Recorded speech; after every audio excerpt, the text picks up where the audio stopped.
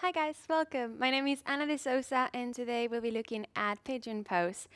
Pigeon Pose is a pose that can bring some problems to the knee just because our knees only have extension and flexion. So our knees really only do this, yeah? So what happens when we're doing an extension of the knee, so we're bringing the knee to this shape and we are rotating on the hip as it happens on pigeon pose. We can sometimes put some strain on the knee if we are not really utterly rotating from the hip. So I'm going to give you a few tips for you to take pigeon pose quite safely. So we'll start with the right leg. And we'll come to our all fours, and we're just going to bring the right shin forward and parallel to the mat.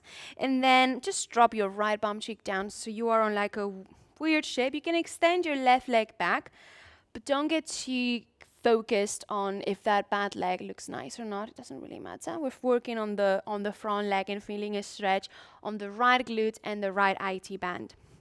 So I would normally personally drop slightly over my right side so I can really feel the right side of my body opening. So my right hip is opening here.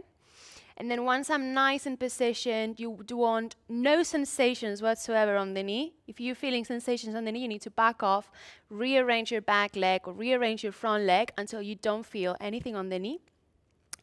So when you're there, you're going to start moving the weight towards the center of the mat. So really slowly moving the weight towards the center, and then you will definitely feel a stretch on your right glute and your right IT band.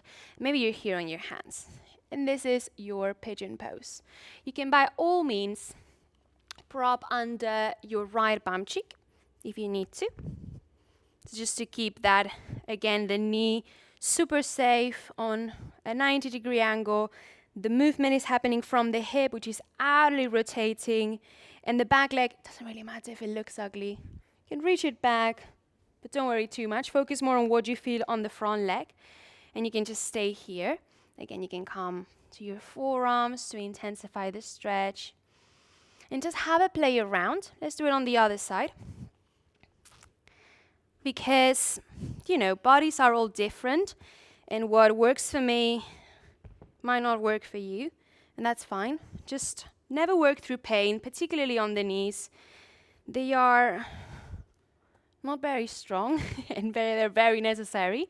So again, I'm dropping over the left side, keeping that left knee super safe, 90-degree angle, parallel to the front of the mat.